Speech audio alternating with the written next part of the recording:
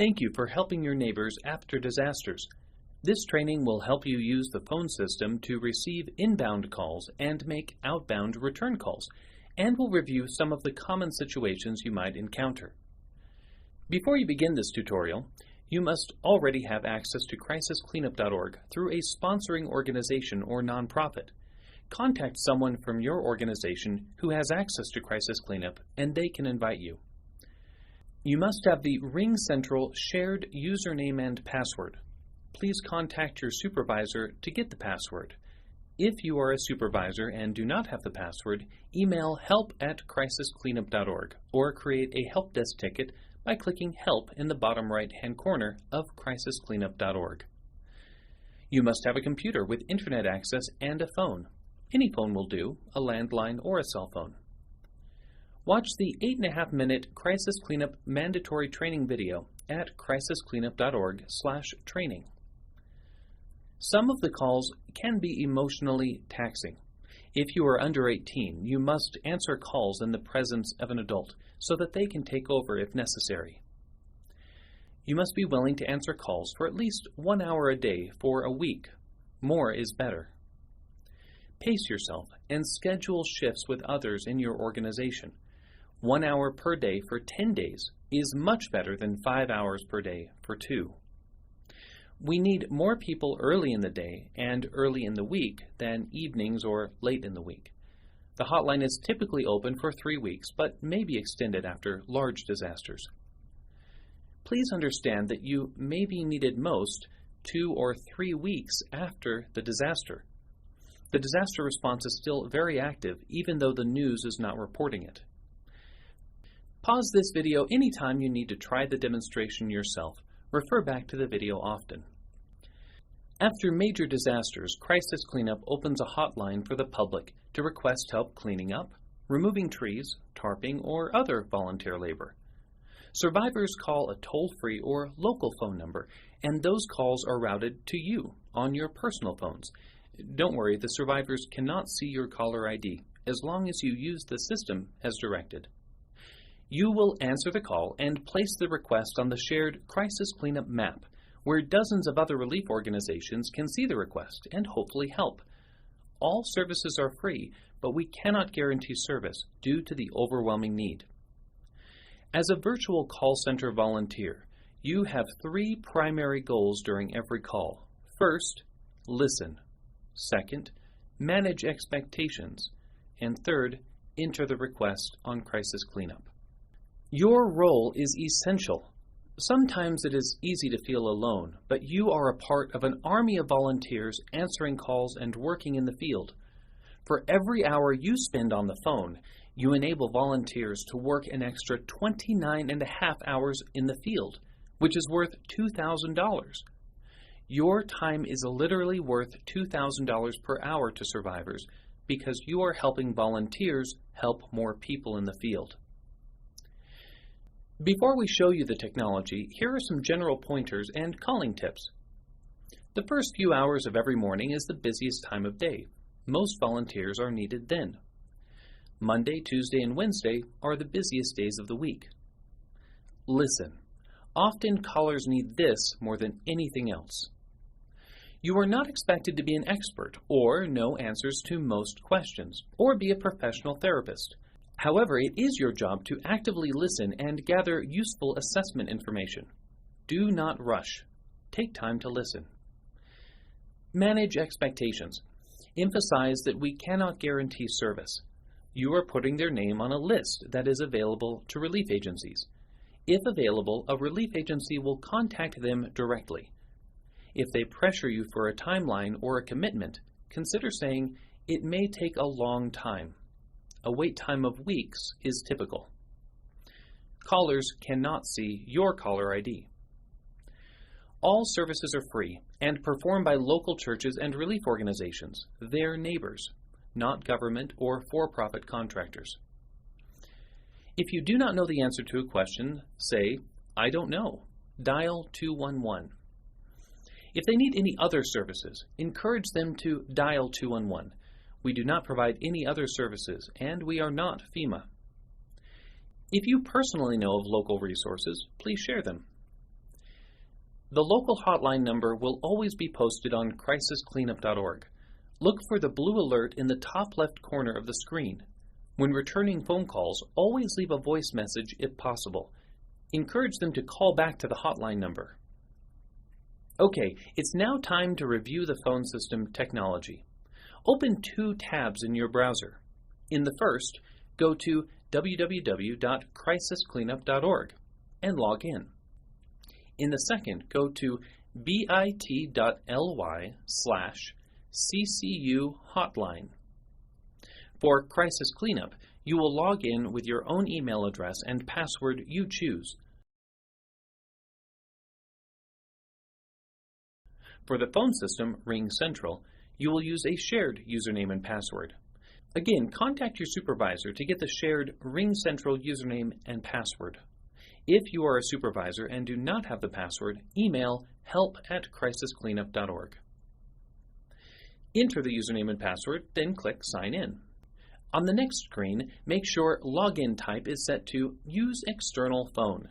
Do not use the integrated soft phone. Enter your personal 10-digit phone number, no dashes, spaces, or parentheses. Again, this can be any phone. Click the Start Taking Calls checkbox to Off. Otherwise, you'll start taking calls immediately. Now that you are logged in, you must leave this window open. If you close this window, you'll be logged out and will not receive any calls. There are two types of calls, inbound and outbound calls. To receive inbound calls, make sure your status is set to Available in the top right corner of the screen. When a call comes in, you will see their caller ID, but they cannot see your caller ID. Answer the call and you will hear a voice that says, Incoming Cleanup Assistance Hotline Call. Press 1 to accept. Press 1 to accept the call and connect. If you do not press 1 for any reason, two things will happen.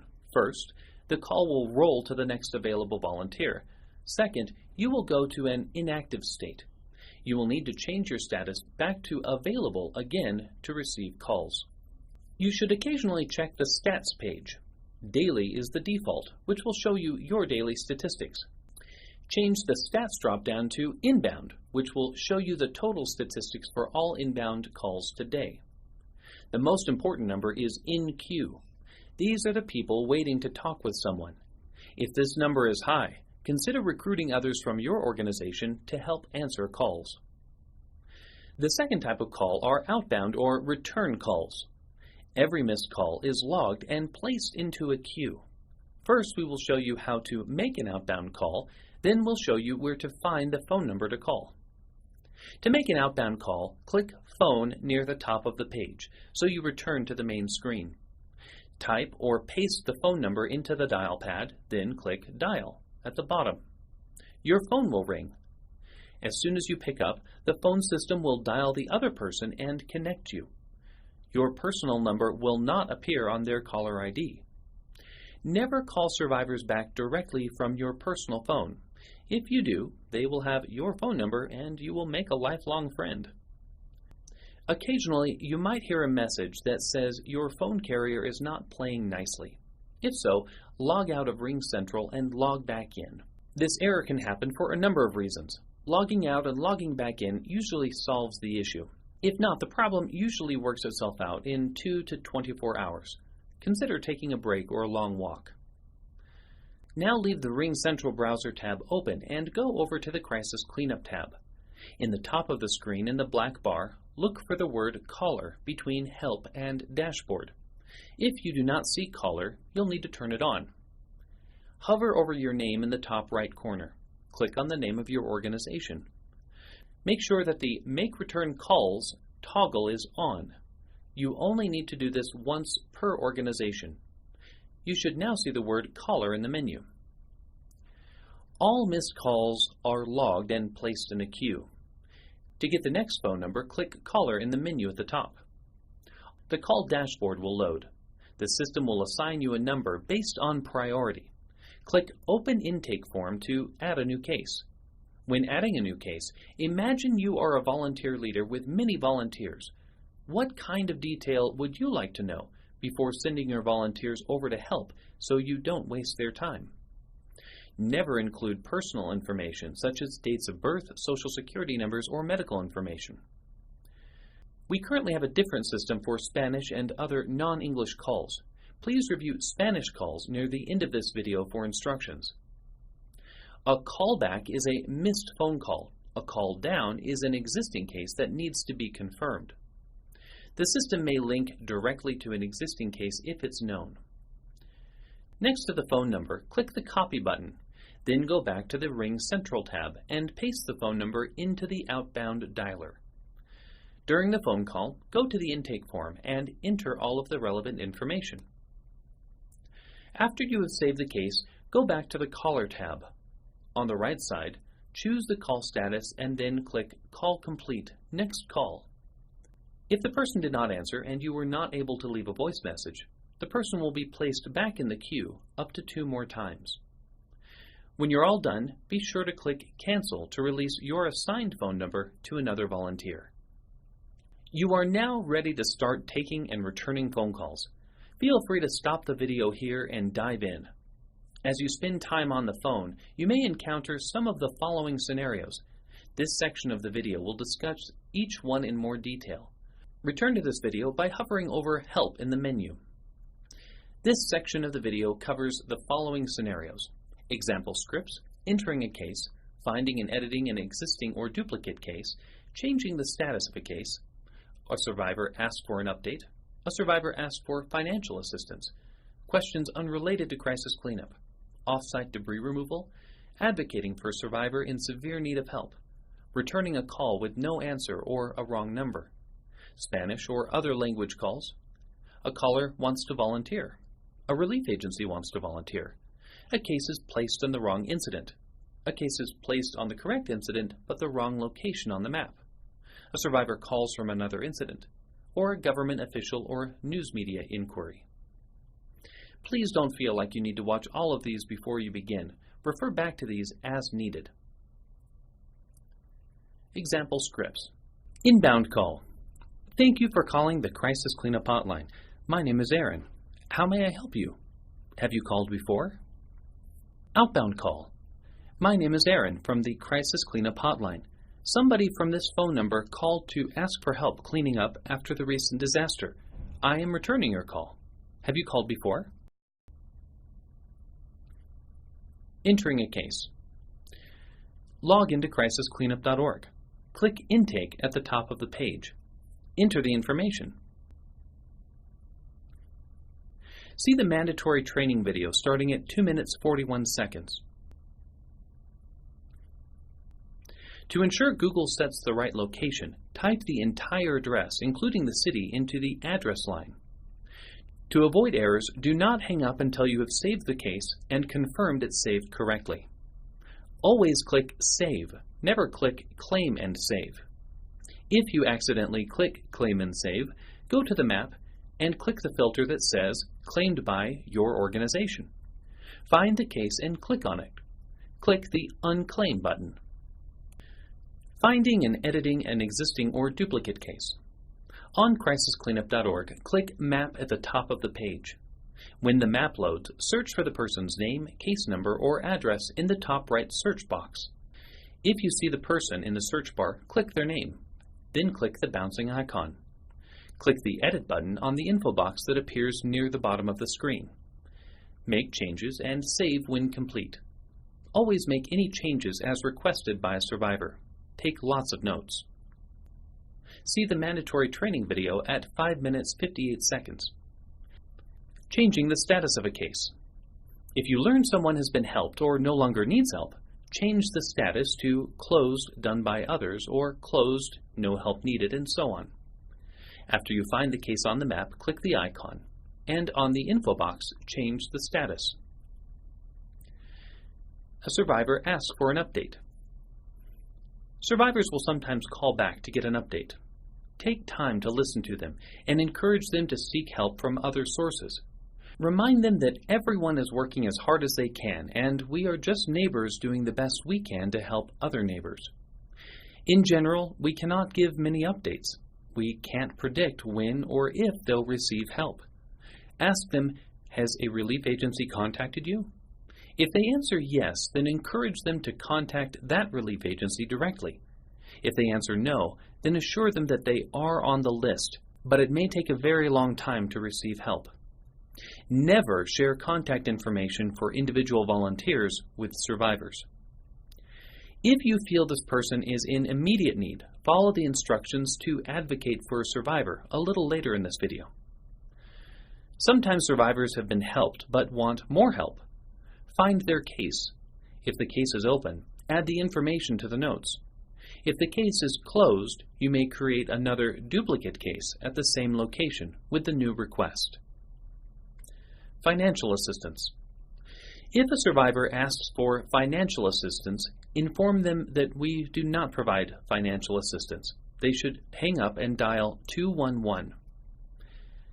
Questions unrelated to crisis cleanup. Say something like, "This hotline is only for cleanup requests, and I don't know the answer to that question." In many states, you can dial 211 and perhaps they can point you in the right direction. Off-site debris removal. Weeks after a disaster, many survivors will call asking for help removing debris from their property. Unfortunately, relief agencies will only haul debris to the curb. They will not take it to the landfill. Once debris has been moved to the side of the road, it is the responsibility of the homeowner to remove it. Often, the city or county will provide curbside pickup for a few weeks after a disaster. The survivor should contact the local city, county, or 211 to see if they are providing that service. Advocating for a survivor. Sometimes you will talk to someone who needs special or immediate attention. For example, a person might use a wheelchair and have a tree blocking the entrance to their home, or someone might need immediate spiritual or emotional care. Please advocate on behalf of survivors who need special or immediate attention. First, add the person to the map. Next, go to the map and locate that individual. Zoom out a little until you see other cases nearby. Click on a nearby orange, yellow, or green icon near the survivor's home. On the info box, look for Claimed By, then click on the organization's name. You should see contact information for that organization. This organization is working close to the survivor. Do not share this contact information with the public or the survivor. You may also look for a nearby church or faith community on the map. Please contact this organization yourself. Ask them if they would be able to prioritize the survivor. Share important details. To manage expectations, do not tell the survivor which organization you are contacting. Allow the relief agency to call the survivor directly. Returning a call with no answer or wrong number. Always leave a message whenever possible. If not possible, indicate this in the call status. We will try to call back up to 3 times on different days. Spanish or other language.